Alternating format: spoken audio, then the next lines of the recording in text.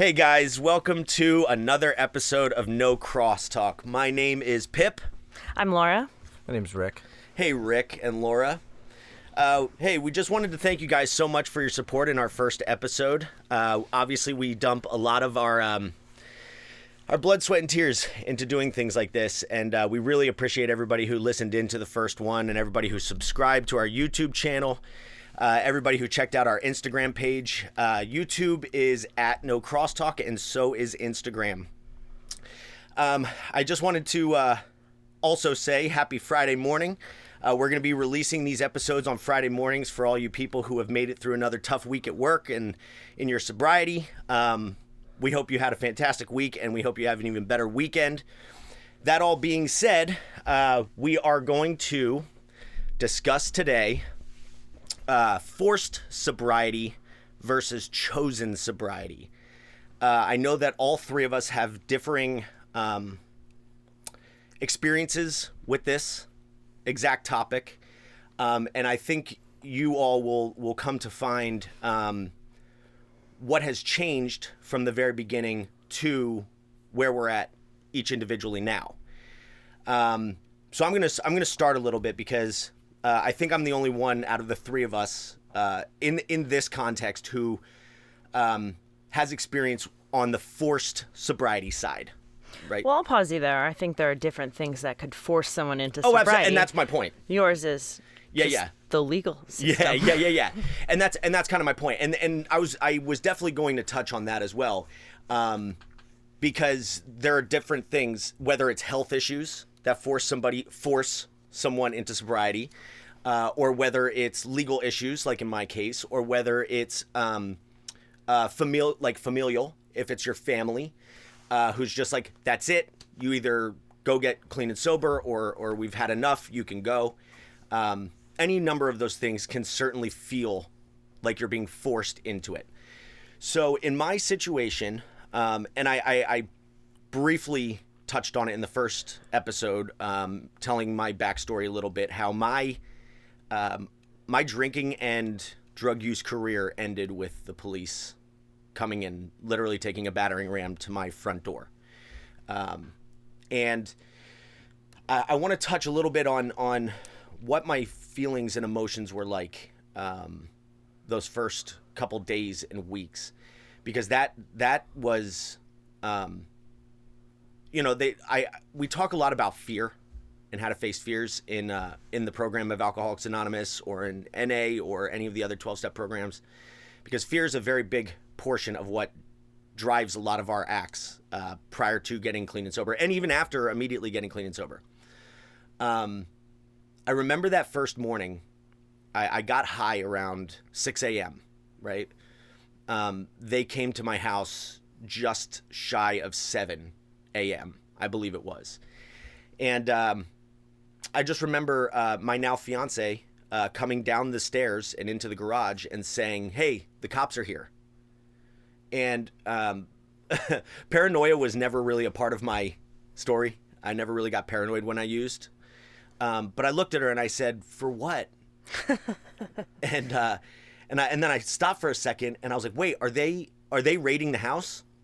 She says, "Yes." And so I grabbed everything I had, right, and I just started chucking it all over my basement, right, everywhere, trying to just destroy as much stuff as I could.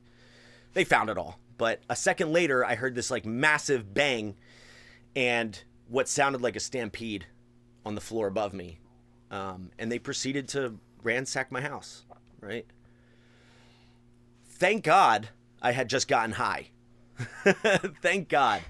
Because that whole morning is kind of a blur. And I just remember, man, I remember them taking me out because the sun had already come up, right? They shut down the whole road in front of my house. I remember them cuffing me in my kitchen, and I sat next to my fiance. She was my girlfriend at the time. And I just remember looking at her and being like, "I'm really scared." And she looked back at me. She's like, "Yeah, you should be." And because she was the only person at that point that I had manipulated enough to kind of, no matter what, stand by my side. And I finally saw on her face that I had disappointed her enough that, like, this is the end of the road, man. My time has come, right? I remember they cuffed me, took me out of my house as all my neighbors stood on their front porches, put me into a police cruiser, and then took me to a holding cell downtown, right? I remember getting there, and they take your shoes, because they don't want you to have your shoelaces. They take your shoes, they take your belt, and they put you in a holding cell by yourself. And I remember pacing back and forth in that cell. It was a pretty big cell, and I just remember pacing back and forth and just thinking to myself, how long do I have until I start going into withdrawal? That was my thought. It wasn't like, how am I going to get out of this? How am I going to get out of here? Unless it's in the context of, how am I going to get high again, right? So I remember it took maybe an hour.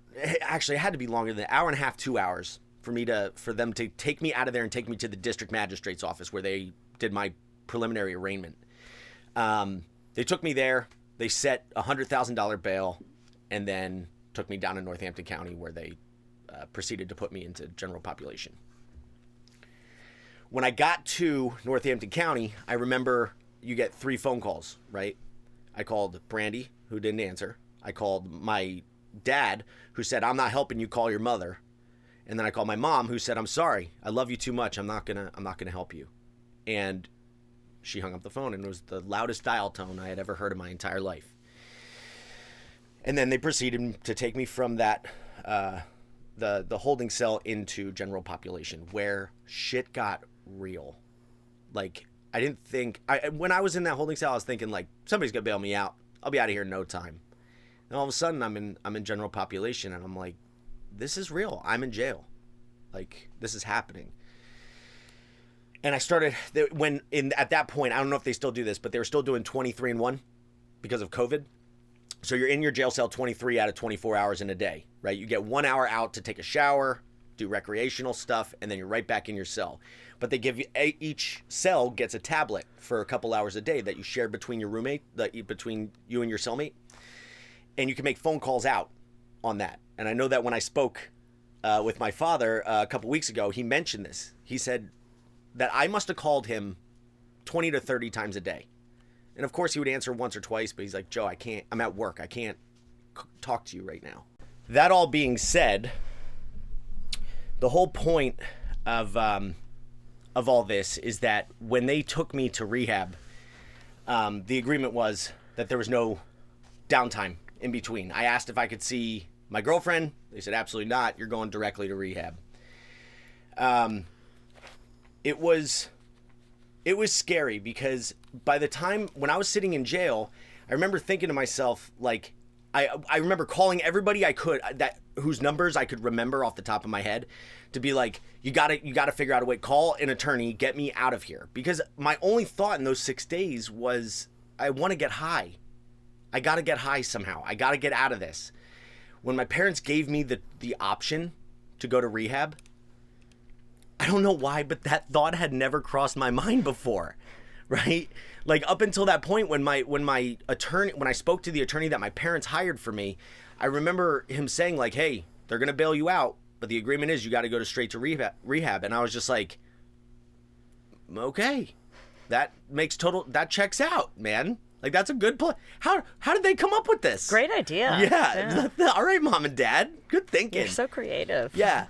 So the good news for me was that I was pretty much through my detox by the time they came to pick me up from county jail and take me to rehab. I remember the ride up there, and to my parents' credit, they planned a little thing for me where after I left the county jail, my now fiance was waiting for us in a parking lot on the way up there, and they stopped in real quick, and I got to see her for just a couple minutes and kiss her goodbye and see her off and all that, and it was cool. But I remember the ride up there. I just remember feeling the most clear-minded I have ever felt, ever, because I mean that's well over a decade of like steady drug use and heavy alcoholism. So by the time I got to rehab, I was pretty on board with the fact that, like, this is the change. This is the change that I need to make. So I mean, that's just my personal experience with this, because part of me, like, I was forced to go to jail. it's I at least wasn't of clear enough mind to try and track drugs down in jail, right? I didn't know how. I didn't know who to talk to. I didn't know who the guy was. Like, none of that stuff. So for lack of a better term, I was forced to get clean and sober, right? I had no other choice. I disagree with that. You could have stayed in jail. You just picked. I could have. You picked one alternative over that. They both suck. They're both terrible choices and terrible alternatives. But you decided to the lesser of two evils in your head at the time. And what happened in that period of time is you picked up on something and you started feeling a little bit better, and so far so good. Yeah. You know? Yeah. And again, I remember that ride up there and being like, you know, this is good. This is good. And I just remember thinking forward for the first time in a really long time. Like, this has the potential to really work out for me if I follow through with this, you know? So that initial forced sobriety very quickly for me changed to chosen sobriety. Yeah, I was locked in a jail cell, but it very quickly turned into like, this is what I want. This is not just what I need. It's truly what I want. Mm-hmm. That's good. I wonder if there's such a thing as forced sobriety. I mean, I think you can be forced to stop drinking for some period or stop using drugs for some period, or you can be given an ultimatum. But I don't know that that is something that can even possibly lead to long-term sobriety. Like if you're really an alcoholic or a drug addict. Well, that's the kind of the idea of white knuckling it. You know, like how long does that really last? And actually, it's funny you bring, because Rick, I wanted to ask you. You've done interventions before, have you not? Mm-hmm. What is your experience with that? Not having success. You know, it's I did one last Saturday. That recent. Yeah. Okay. And there was, you know, there's a young woman who she was kicked out of her house. She has 2 children, husband who happens to be in the program as well. You know, and she went to a friend's and then ended up in a fucking trailer park drinking, you know, and doing her thing with some fucking random dude. And it was either, hey, do you want to get help? Because if you don't, you can't. You're losing the family. Yeah. And she chose to keep drinking. You know, when a successful intervention has 2 options, either, you know, you get help or you lose something. And it's imperative that people follow through on the consequences, because ultimately, you know, pain's an extreme catalyst to get people to change. And it's not co-signing the behavior anymore. So, you know, losing something is part of it. Because that's the, like, an intervention is the precipice of the ultimatum. Correct. That's the tipping point. Mm-hmm. Yeah. Listen, you can't sit there and tell me. I mean, there's obviously the scientific background to it. It's characterized as a disease because the brain composition changes, you know, primarily in our limbic system and prefrontal cortex. But, you know, it's one of those things where, you know, I don't give a fuck about that, you know, when, yeah, right. Like, you know, like, I don't care. Like, oh, well, hold on a second, my brain's different. And, you know, I would like to probably, you know, just continue drinking, kind women and men. But like, that's not my reaction. My reaction when I'm called out in the midst of, you know, being an active addiction, especially when I'm going through withdrawals, is get the fuck out of here. Yeah. You know what I mean? Like, Panic. Like, you're not going to stop me from doing what I want to do, because at this point in time, depending on how long I'm out there, I'm associating a drink or a drug with fucking survival. Yep. Like, if I don't get this, I'm going to die. And the consequences and the people who I hurt in the process of me getting what I want, I don't care. My value system is completely upended. So, you know, when you're sitting there and you're doing an intervention, essentially what I like to correlate it to is negotiation with terrorists. You know, that's what it is. I'm negotiating with a fucking terrorist. Like, you're negotiating is with one of the most manipulative people that exists. Correct. You have somebody who's dying from something. I mean, and the thing is I'm not that powerful. Like, I'm really not. I can sit there and I can give, on behalf of a family, or just sit there and discuss at length, the chemical breakdown of what drugs and alcohol do to our systems, and what our thinking is. And I can talk about the big book, and I can do all these things. But if you haven't gone through enough pain, you're not going to do anything. And that's ultimately what it is. So, like, getting back to the forced and chosen, recovery path, I can tell you this is, like, I was forced. I just certainly didn't want to go to treatment. Like, it's not something like I woke up one day and was like, well, life's going. I've been on quite the winning streak lately, and maybe I should just go to treatment. Like a self-help retreat. Yeah, no, it's Let not. me sign up for that this weekend. Yeah, no, like, things are going well. Like, maybe I should just check this out. But I mean, life sucked, and there were some hospital visits and trips, and obviously failed. I'm like the Grim Reaper of relationships, but and that's not just romantically. It's with my family and my friends. Who have all tried to help get me sober. I've had interventions done on me. I've had welfare checks to the house. I've had the ultimatums, but not follow through on all that stuff, right? And I've been to treatment. The first treatment center I went to, I AMA'd from within 15 minutes because I got put in orange scrubs and correlated it to jail. And of course, my mom loves me the most, so I called her and got the fuck out of there. Like, it's just the way it is, and I sold it. Second place I went to, I was the guy who was talking about sunsets. I didn't want to go to that one either, but reluctantly, what else was I going to do? Like, the gig was up, like, they were wise to the act, like, everybody, like, there had to be something different that happened. And I went. I'm that guy that's like, wow, man, these sunsets are so beautiful. I'm so, man, I'm so powerless over alcohols, and and the life is unmanageable, and man, I cannot wait to start this new life in AA. Man, I'm so different, and and that's the message that I gave the clinical staff as well as my family. As a good manipulator would. Good manipulator, I'm selling a ketchup popsicle to a lady in white gloves at this point. Like, I'm on my fucking grind, and it's to the point where I get in the car and I'm already planning on I'm living at home with my parents. At this time in my life, and as soon as I find out that I convince them that I'm okay now because I have this new life and sobriety, and as soon as I find out they're on 476 heading down to the beach, just right to the fucking liquor store. You know what I mean? And then a couple weeks later, car crashed, and there's no more money, and I'm overdrawing the accounts, and I'm gambling, and I'm not even going to work. Like, I have nothing. Stole my parents' credit cards so that, like, I could buy stuff, but then they figure that out, so they cancel them. Like, the gig's up. The gig's up. So I go down, I steal beer from the beer store. So, like, that's where I'm at. And, they get home, they see the crashed car, and my assistant coach and my team manager come in, and they're just like, look at you, dude.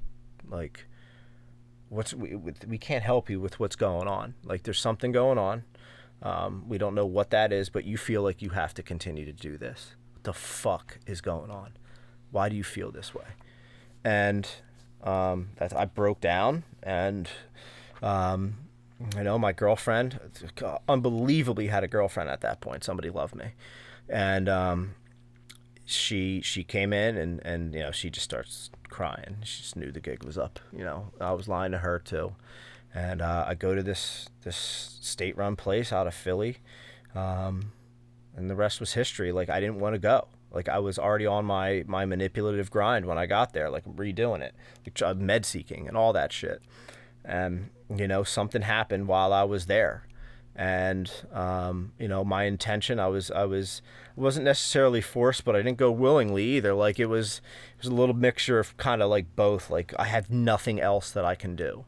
Like, I'm gonna be watched like there's nothing. Mm-hmm. Yeah. Like, short of homelessness, and just living out on the streets, and not having any resources whatsoever, and a life of crime, which I was all very close and willing to be able to do, and something happened when I was there.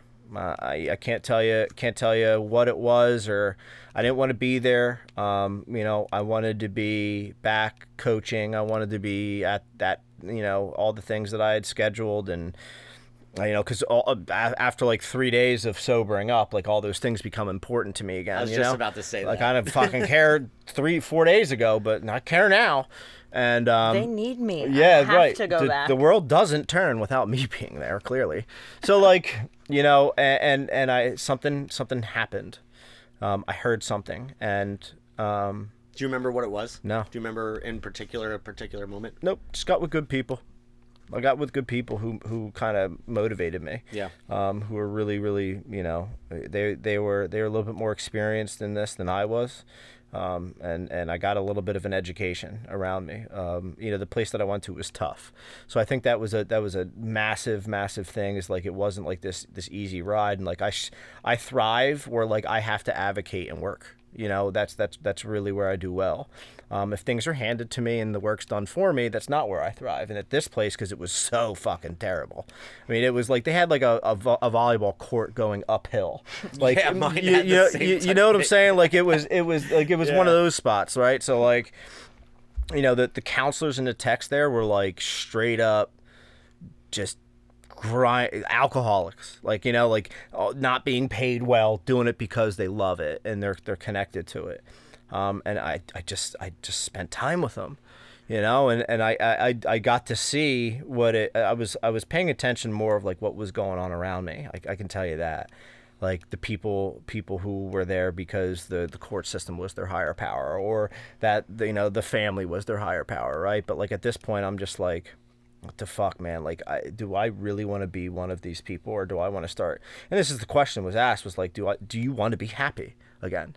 Yeah. I'm like, I don't even know what the fuck that is. Mm-hmm. I have no idea what that means. Like, what is that?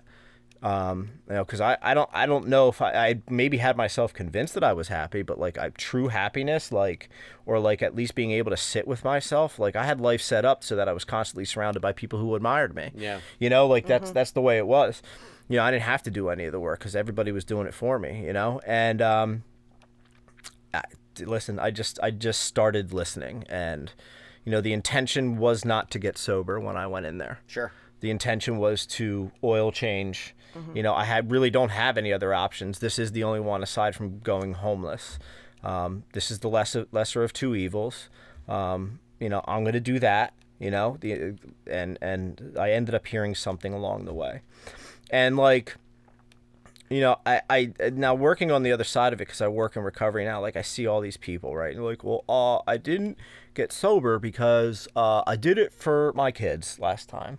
Like, no, you wanted to drink, dickhead. Like that's why is you were unwilling to utilize a specific set of coping mechanisms in your life. You wanted things to be fixed immediately. That didn't work out for you, so you went to the thing that you know how to do best, and that was to drink. So like, I think it's bullshit. Like if you're done, done, you're fucking done. Like I've seen, I know that with myself. I know it with other people. Like you have to, regardless of you have to go through what you've gone through. You have to experience the pain. You have to experience the controlled drinking if you haven't tried it yet. Like, because you can't get past fully 100% committing to being an alcoholic or an addict. Like, like you do what you got to do. Like whatever it is, do it. But I don't believe that people, get forced into anything. I just think that they're done when they're done. And if you want to hear God laugh, tell him your fucking plans. Like, seriously, because the amount of like little tiny things that happened that had to go into like where I went to treatment, where I went for aftercare, the job that I got at aftercare, the people that I met in aftercare, to like being in the position that I am professionally today, with the people who were put in my life. There's no other explanation for like what I have today in my life other than there's something out there a little bit more powerful that I don't fully understand working for me. Yeah. Sure.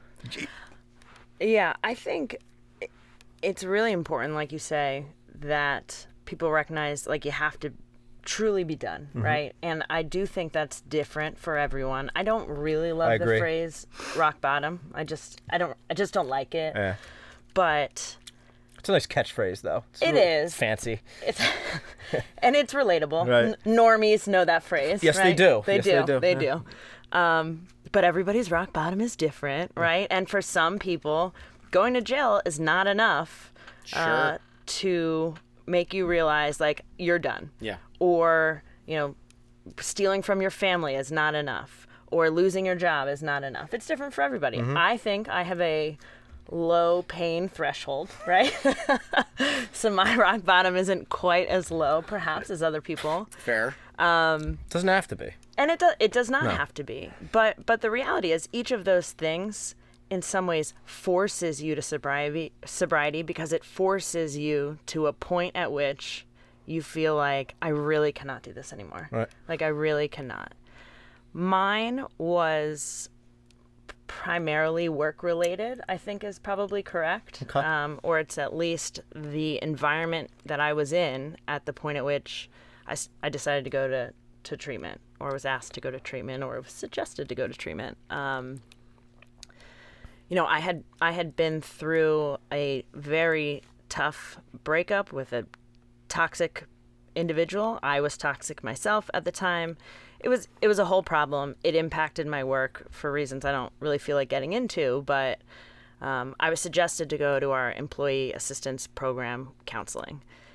And the goal, I think, was just to make sure I was okay with this trauma. And I went in there and I was high, definitely. But there was a part of me on the way as how else are you going to get through that? Yeah. That's the only way to get through that is by going in high. Yeah. Right? So I'm driving there. I'm, popping some Percocets. I'm sitting there and I'm like, things are wrong. Like, things are wrong. But I can go in there and I can tell a version of my story that addresses the reason that I'm here and doesn't address the other stuff. Like, there was no reason I couldn't do that. Like, people knew that part of the relationship involved, like, me using drugs that people had no idea I was using, but I could have lied my way through it, and I didn't. Like, I sat in there and I told this woman my whole story. I told her every drug I did. I told her in all seriousness, like, what my drinking looked like. But you're saying you didn't plan on doing that? Like, when you were walking in there, you weren't planning on being totally honest and upfront about it? I just had that feeling, like it was heavy. It was sad. It was dark. Yeah. And I was like, I don't know. This is a space. I just have to be honest.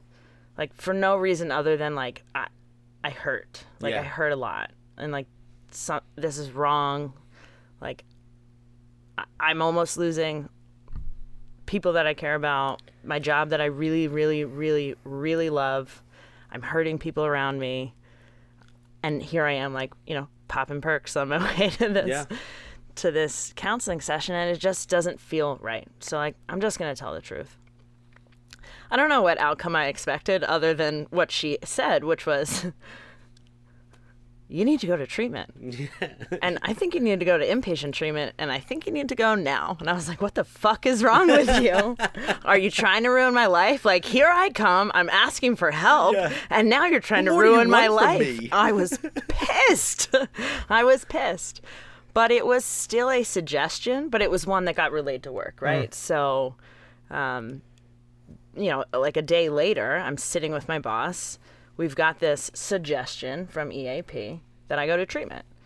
And I'm there at this time, regretting my decision to tell the truth, and sitting there saying, like, I don't think she's given me a shot. Like, I can try and get sober. Like, I don't need to go to inpatient treatment. Like, don't you think that's crazy? Like, of course I don't need that. She's being very dramatic. And he said, like, I think is starting to think, like, okay, all right, then, can you go to, like, an outpatient treatment? You'll have to get drug tested. Like, I was moving in the direction of this softer path where I didn't have to go to inpatient treatment. I just had to stop using the drugs, but probably could convince people, like, oh, well, alcohol's not my problem. I'm, like, a fun social drinker. I should cut back a little. But, like, yeah, I can stop using drugs. Like, just let me go to outpatient treatment. And he sat there and he said, okay, like, if you can do that, like, I want you to get well. Like, whatever you need to get well. But you'll have to get drug tested. Like, and you have to be able to pass. Like, can you do that? I sat there at that moment. I, like, thought about it. Like, I really wanted to say yes. But I knew the answer was no. Like, it was just no. So that's how I ended up going to treatment. So I don't know if that's forced. I don't know if that's chosen. I feel like at that moment, I made a choice, or I surrendered, or whatever you want to call it. Like, this is the thing that I need to do. I still showed up at rehab telling my counselor. I was like, I'm not here to stop drinking. I'm just here to stop using drugs. Tell them where to start. We hear that more than you think. Yeah, no kidding. Yeah, we do. She literally laughed in my face. Yeah, I believe that's what they would all do. Yeah. Yeah. And it's funny because, again, like I kind of wanted to hint at it when we started this episode of like we picked this topic because I think it's an interesting topic, because I think it all lands back in the same place. All true long-term sobriety is chosen sobriety, because the forced aspect of this it only works for so long. Right? For me, it, like, that point of being done was pretty much immediately after I got arrested, right? Like, sitting in a jail cell and being like, I'm here whether I like it or not, dude. Like, I'm not Lincoln Burrows from Prison Break. You know what I mean? I'm not going to make some elaborate plan to get out of out of county jail. You know, this isn't happening that way. I'm sitting here until somebody has enough money to bail me out. You know, I do, though, think there's a thread in our stories of, like, going to treatment, obviously. I don't know, even if I believed that I was done, that if I weren't removed for at least a period of time to get a little bit of the fog out of there and a little bit of the physical addiction. Yeah. Like, I don't know that it would have worked for me. I'm not saying everybody has to go to treatment, but looking back, like, I don't know if I could have gotten to the point where I was capable of making a choice, both physically and mentally, but definitely physically, if I weren't totally removed from it. Well, so I do remember about 7 months prior to me getting arrested, because I was employed by my father, right? And my dad pulled me into his office one day. He's like, I know that you're using drugs. He's like, I'm not sure which ones. He's like, but you're clearly using drugs. And I'm like, were you like, what? No. You're crazy. No. I was just like, How did you catch me? Yeah. I'm like, well, it probably had something to do with me not being able to be any earlier than 3 hours late for work every day. And that's not even an exaggeration, but I digress. So I remember he called me into his office and said, like, you're clearly on drugs. I don't know which ones. Doesn't matter. All of them. Yeah, any ones I can get my hands on, Father. But he was like, you got to go to treatment. He's like, I'm willing to take care of it for you. Like, I'll pay for it. Like, you got to go to treatment. And I'm just like, I don't know if that's really what I need. I think I can stop on my own. Right? And I remember taking my meth and weighing them out into smaller and smaller vials. And I was just like, this is how I'm going to do this. Right? By the fourth day, I was like, that's not enough. I need more. Putting one from the next day's jar into that one. Within 5 days, I'm out of meth. I got to go get more meth. Then finally, that went on for like 2 weeks. My dad's just like, did you quit? I was just like, nah. He's like, you got to go to rehab. I'm like, all right, I'll go to rehab, Dad. I found out that this, where I was going to go, was a 28-day program, as most are. They would come pick me up at my house, right? And they would drive me to the rehab center, right? I wasn't allowed to drive myself. They had to come pick me up and drive me there. It's a good move. Yeah. So this is what I did. They sent somebody. I called and said, hey, I'll be ready this date, this time. So they sent somebody to my house. I hid in my basement as he knocked on my door, rang my doorbell, walked around the house. I could see him on my cameras outside my house, walking the whole perimeter, looking all around for me. I'm in my basement, didn't hear the doorbell. Comes back the next day. I do it again. This went on 3 days until finally I was like, all right, I got to go, right? Take my pipe, take my drugs, throw it in my backpack, into the vehicle on my way to rehab, thinking that maybe we'll stop somewhere at a gas station. I could quick duck behind the spot, get high. I got to get my last ones in. This is how this is going to go. I get there. As I'm on my way into the rehab center, I throw my pipe into the trash can out front. I go inside. I wait 4 hours in a hallway for somebody to see me. They feed me some cold-ass chicken. And I was like, I'm not staying here. So I immediately started asking for my luggage and belongings back. I lasted maybe like 6 or 7 hours. Then I started to feel the withdrawal. I was like, if you guys don't give me my shit back, I'm just going to leave without it. But all the exterior doors were locked, so I can't.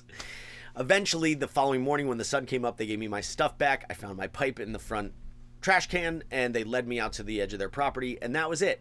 I spent the next 27 days ignoring all phone calls from my dad, right? Trying to convince him that I was in rehab this whole time, right? I intentionally did not sign the waiver when I got. We were all so dumb. We were yeah, so like so he wasn't dumb. eventually going to figure that shit out. Yeah, it's so ridiculous. That was my one experience of being like, yeah, I'll go to rehab. I lasted all of 9 hours. I can say this honestly. The only thing that was going to stop me from using drugs was jail or death. Those are the only, at that point in my addiction, the progression of my disease had gotten so bad that the only thing, it wasn't going to be another person, it wasn't going to be my own free will, it wasn't going to be nothing except for jail or death. And thank God, dude, thank God that it was jail and not death, because I'm glad as hell that I'm still here. We're so manipulative. We will grasp on to whatever we can. I got something for you. So we had this. Give it to us, Rick. We had there was this driver, and he went into New York City, to pick up somebody who wanted to come to treatment. And we're sitting outside the property, and drugs. It's drugs, and it's crazy. The difference too is like I'm a drinker, you're a drinker, you were drugs. Like I was a drinker too, though. Right, but time. Like it's crazy. Like it doesn't matter. Like it's still the same manipulative behavior, no matter what it is. Like that one's not worse than the other. Sometimes it's absolute desperation. Bath salts is bad. Bath salts is bad. But like it's so like this. So the driver's when he's like, this guy's not coming out. We're calling. Okay, I'll be right out. No. This guy walks out, has his stuff, just gets in the back seat, but completely silent. Driver's trying to talk to him, and he's just not talking to him. Like, the driver thought like, he was just, obviously, really, really drunk, or really, really just couldn't talk, didn't want to. So it was pretty silent the whole way. And they get there, and this number starts calling the intake department. And they're like, what's where's my son? Where's my son? And and the intake specialist is like, well, he's here. He just got here. He goes, no. So here's what this guy did. He put a backpack and gave luggage to his autistic brother. Oh my God. And sent him out into the car. Right? Right? Sent him out into the car. He gets in the car, gave him you're gonna go for a ride, right? He sent him out into the car. So everybody would think that it was him for at least a couple more hours, so he could do what he was doing, just for a smaller period of time, because he was unwilling to just stop. Incredible. To just stop. Like what we grasp onto, and there's just so many stories like that about think about that. It's what we can justify and what we can rationalize as the best decision in the moment becomes so upside down. Like it's like what's that shit called in Stranger Things? The Upside Down. The Upside Down, right? Yeah, it's like the fucking Upside Down. Yeah, like dude. it's like everything is. I haven't seen that show. No. All right, well, I guess we're gonna have to. I get the reference. Right? Find somebody else to fill in for you. But it's like an alternate reality, but just darker and more dangerous. Yeah. And I don't tell it's trying to kill you constantly. It's exactly the same. I tell thing. the story because it's funny. Because it's funny because I can laugh at it now. But It's really sad. It's very, very sad. It's really tragically sad. It's like this poor kid who clearly can't take care of himself. I mean, he doesn't have the wherewithal, cognitively, if you have autism, you function completely all over the spectrum in terms of what, you're able to understand and not understand. And, some people are gifted and some people are just, I mean, you're functioning cognitively like an infant. But they sent this kid out. And this poor kid, had to go for this ride because his brother, drug-addicted, alcoholic brother, wanted 3 to 4 more hours of time. Because that's how short-sighted I was, too. Right. Well, and I was going to say what's so fascinating about this is I think that I and you and anybody who's listening who has also experienced, active addiction can hear this story and think, I kind of get it. I haven't done that. I might not have done that, but I get it. Yeah. And for sure. But normies would hear that and be like, "Oh my God, that is a terrible mortified. person. Absolutely mortified. That is a terrible person who has Lobotomy. and who has no chance of getting better. Shock therapy. Right? Let's fix them. Yeah. And I don't know what that person's story is. I don't know if that person got better or not. But I can safely say that we've all probably done shit that is bad enough that other people would look at it and say, you're a hopeless person, or you're a terrible person, and that's an immutable quality that can never change. Yep.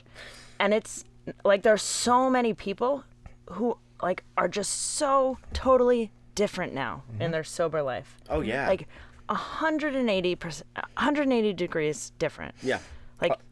You say it all the time, your value system changes, but it really is possible, and it really does happen. And I don't know. It is It's very just real. it's very hard, I think, for normies to understand if they haven't seen it, if they haven't, loved somebody who was awful. And there's a lot of that, and then too. seen them, kind of truly, truly, truly change. They can't really relate to the word unmanageability. No. Right. It's just They think they it's can. not- They have no idea. They just, I mean, they Different level, dude. do if they start looking at their role, through Al-Anon, but that's a conversation for another day. They understand the unmanageability of trying to control us once they're actually taught it and they understand what that is, but at the same time, the unmanageability of the alcoholic, they see, they see somebody who's unwilling to do something to help themselves, but in all actuality, it's not that they're unwilling; it's just that they can't. Cannot. Yeah.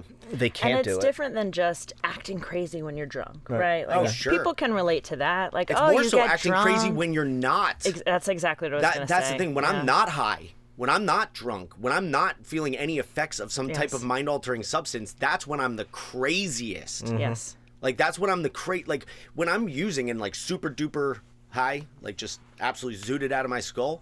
Yeah, I make some weird decisions, but most of the time it's taking apart a computer printer in my basement. That's the extent of my craziness.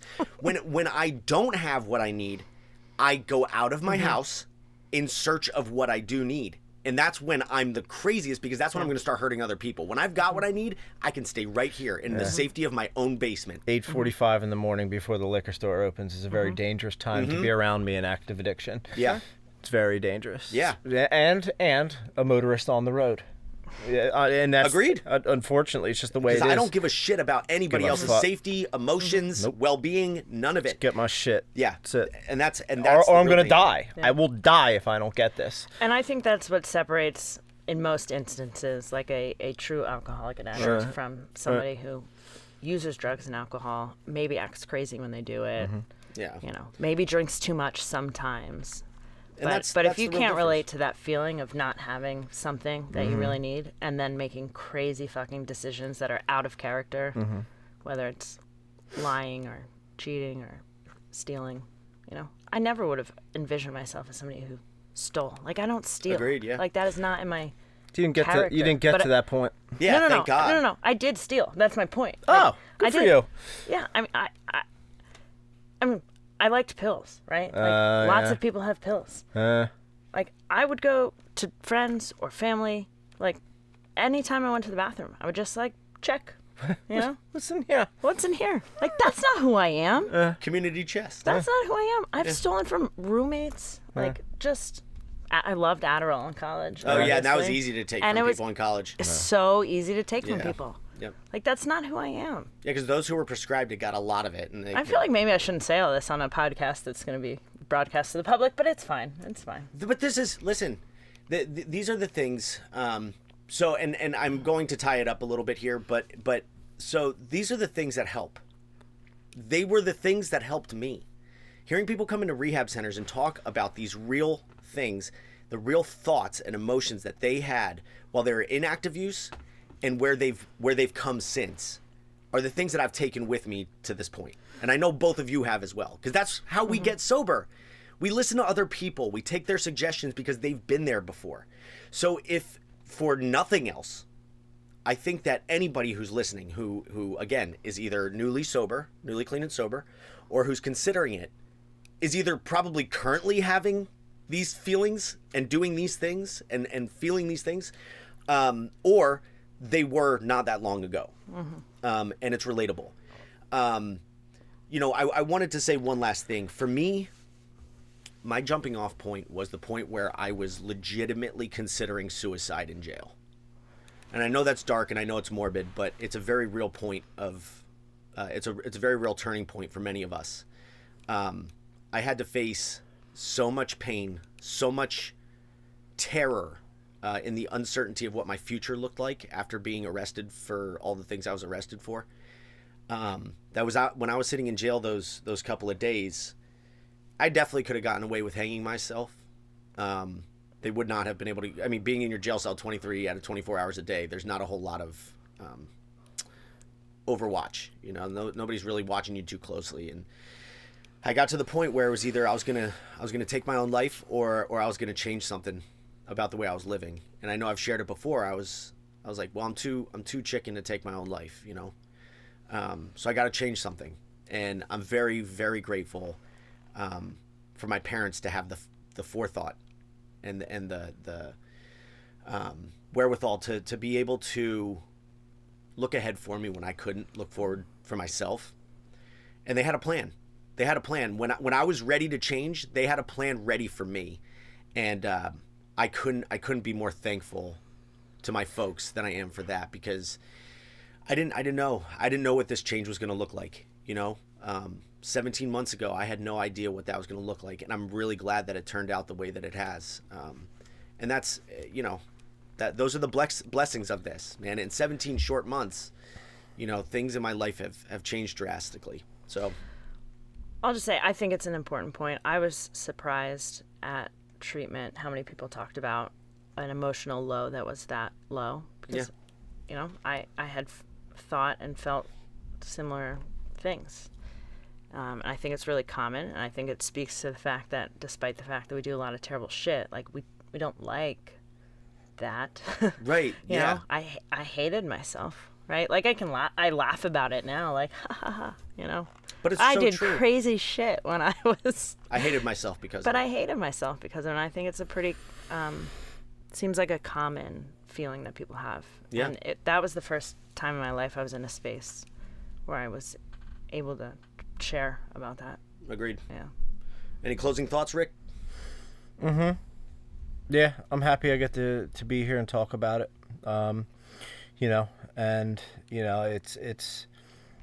It's one of those things where if one person hears this and they get something from it and it changes the trajectory of their life, then fucking great. That's ultimately 100%. that's ultimately what it is. I'm less concerned with how people perceive me, because I care, but it's to the point where if people can't get over the fact that I went through a really, really tough period of my life. It was dark. It's a lot of low self-esteem and low self-worth, and I dealt with it by drinking alcohol. But I've overcome that, and now I try to save people from doing the same things to themselves. If somebody can't look at that and be happy for that situation, kind of getting back to what you were saying, then fuck them. Yeah. Seriously. I appreciate you saying that. Then fuck them. And that's just the way it is, because we're in the business now of being able to help and save somebody. That's and, exactly and, right. and you never know what thing or what day or what person or what share podcast, whatever the fuck it is. You're never going to know which is the one that's going to change the life of somebody else. And you really don't know life until you change somebody else's. Yeah. If there's more of you and there's less of me, the better it is. Agreed. That's one thing I know. That's Right it. on. All right, guys. Well, again, thank you so much for joining us on our second episode of No Crosstalk. We hope you guys gathered something from what we all had to say about this. And we hope that, like Rick just said, and well, we all kind of touched on, I hope that we just help somebody. That's what we set out to do here. So again, you can find us on YouTube. You can find us on Instagram. I wanted to also point out that if anybody has anything that they would like us to promote, if you have any type of other sobriety podcasts or Instagram pages, Facebook pages, anything that you'd like and you want us to kind of pop something in on our podcast to kind of help you guys out, we'd love to do that. Just let us know. Again, thank you so much for joining us, and we'll see you next time. Thanks, guys. Thanks. Thank you.